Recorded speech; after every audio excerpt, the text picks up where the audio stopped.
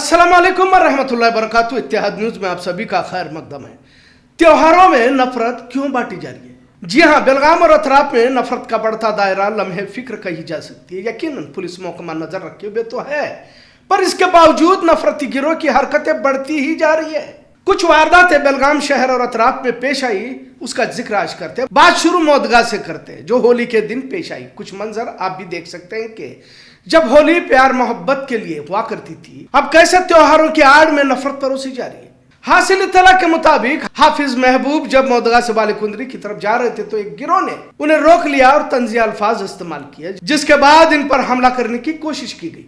करीब ही दुकान में बैठे इरशाद जमादार ने हाफिज महबूब की मदद करने के लिए वो दौड़ कर गया और सुलह करने की कोशिश की तो गिरोह ने इस पर ही हमला किया, जिसमें इरशाद शदीद जख्मी हुआ। तकरीबन 10 अफराद होने की बात इरशाद की जानिब से कही जा रही है और इत्तेहाद न्यूज को उन्होंने इसी तरह से बताया। मामला मारेल पुलिस थाने में दर्ज किया हुआ है।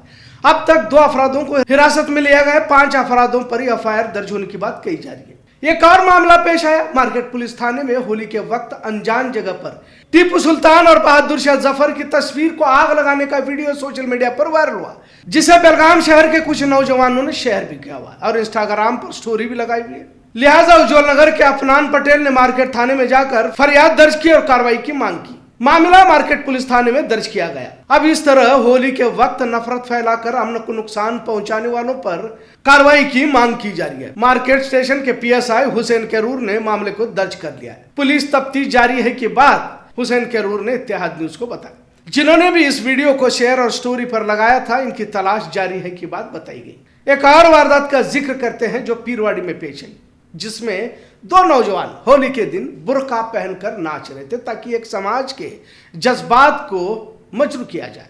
कल रात इस मामले को लेकर फरियाद दर्ज करने के लिए कई सारे नौजवान ग्रामीण पुलिस थाने के करीब पहुंचे, लेकिन इनकी फरियाद को जल्द दर्ज नहीं किया गया, इस तरह का भी इल्जाम इन्होंने लगाया। आखिरकार कंप्लेंट तो ली गई पर एफआईआर दर्ज नहीं की गई।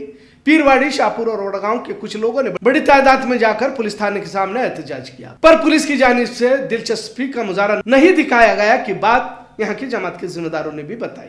खैर, ऐसे संजीदा मामलों में पुलिस को फौरी कार्रवाई करने की जरूरत होती है, लेकिन शायद किसी सियासी लीडर का दबाव हो सकता है कि चर्चा भी की जा रही है। आखिर में एक अहम वारदात की तरफ आपकी तवज्जो दिलाना चाहेंगे। खड़क गली में होली का जश्न मनाने के दौरान जो देखने को मिली, यह भी एक काबिल तवज्जो और बड़ा अफसोसनाक भी कह सकते हैं। इस पर पुलिस महकमा को बड़े संजीदगी से इस मामले को लेना होगा, क्योंकि खड़क गली में वजीर आजम मोदी और नेतन्याहू की तस्वीर को लेकर खुशियां मनाई जा रही थी। खैर, ईरान के हमले के मद्देनजर किसी को खुशी हुई है तो किसी को अफसोस भी हुआ है और ये मंजर देखा भी जा रहा है, यानी कि 2 धड़ों में भारत के कुछ लोगों को बढ़ते हुए देखा जा रहा है। अपने अपने तौर पर देख भी सकते हैं, इसमें कोई खैर नहीं है, लेकिन इसमें एक अहम शख्स की तस्वीर खड़क गली की स्क्रीन पर देखी गई और वो है इंटरनेशनल गुंडा लॉरेंस बिश्नोई।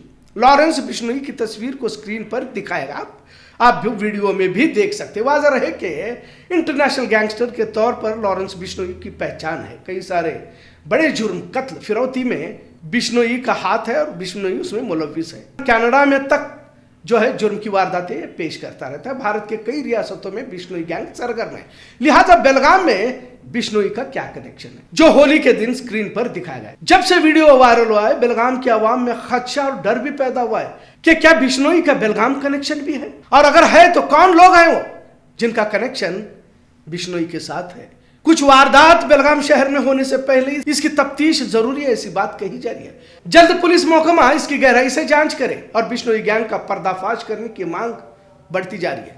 बहरहाल, कुछ वारदातें जो पेश आई आखिर क्या पैगाम दे रही है? क्यों अब त्योहारों के जरिए भी इस तरह नफरत परोसी जा रही है? बागलकोट के पंखा मस्जिद के सामने फिर से होली के मौके पर हंगामा खड़ा किया गया। एक और इत्तला के मुताबिक बागलकोट में अभी बाई इलेक्शन होना है और अब इस तरह मजहबी ध्रुवीकरण के जरिए से चुनाव जीतने की मंसूबाबंदी भाजपा हिंदुत्व की जानिब से की जा रही है और इंक्वायरी में यह सब जाहिर भी हो चुका है। अब आवाम को सोचना होगा कि मुल्क, रियासत, शहर में अमन को बरकरार रखना होगा तो किसी भी धर्म, जात पात का हो, अगर कोई नफरत फैला रहा है तो कार्रवाई की जाए। इससे पहले भी हमने ये बात कही है कि जब कांग्रेस हुकूमत में ही इतना सब कुछ हो रहा है तो फिर भाजपा के दौर में क्या होगा। लिहाजा किसी तरह का लिहाज न करते हुए कौन बड़ा कौन छोटा, कौन किस धर्म का है, यह न देखते हुए कार्रवाई होनी चाहिए। पहले होली, ईद, त्योहार खुशियों की सौगात बनकर आते थे, पर अब त्योहारों में खदशा होता है कि क्या यह त्योहार अच्छे से चला भी जाएगा। इसमें यकीनन पुलिस महकमा को तवाज़ुन के साथ काम करना पड़ता है। बढ़ता नफरती दायरा, सियासी लोगों का दबाव, नफरती गिरोह की सरगर्मियां, इन सब के दरमियान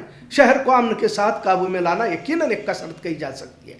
साथ में आवाम की जिम्मेदारी बहुत ज्यादा होती है। अब इस तरह नफरती हरकतें करने की क्या जरूरत है। पिछले साल भी टेंगिनकर गली में बुर्का पहनकर होली में नाच गाना किया था और मुकदमे भी दर्ज किए गए थे, लेकिन पुलिस कार्रवाइयां मुकदमों से भी असर होता नजर नहीं आ रहा। आखिर कौन से संगठन, कौन सा सियासी लीडर, कौन सी सियासी पार्टी इनके पीछे है, इसे अलग से बोलने की जरूरत नहीं है और क्या तफ्तीश की भी करने की जरूरत है, क्योंकि अब यह जाहिर हो चुका है। सियासी लीडरान की हिमायत ही फसादियों को बढ़ावा देती है और अमन को नुकसान पहुंचाया जाता है। और जाहिर है फसाद, दंगे, मजहबी ध्रुवीकरण का फायदा किन लोगों को होता है, कौन सी पार्टी को होता है, सभी जानते हैं और यह तमाम रोजाना बढ़ते ही जा रहा है। लेकिन उन लोगों का इसका इल्म नहीं है जो नफरती गिरोह तो बना रहे हैं, पर इस तफ्तीश से वो भी लोग मुतासिर होंगे। आखिर में एक शेर लगेगी आग तो आएंगे कई घर जद में।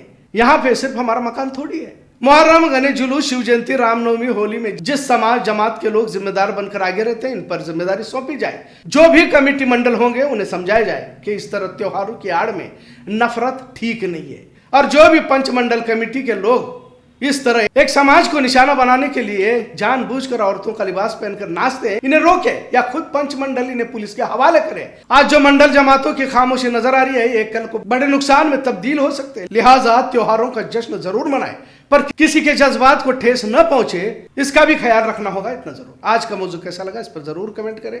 इत्तेहाद न्यूज़ देखने के लिए शुक्रिया। अल्लाह हाफिज।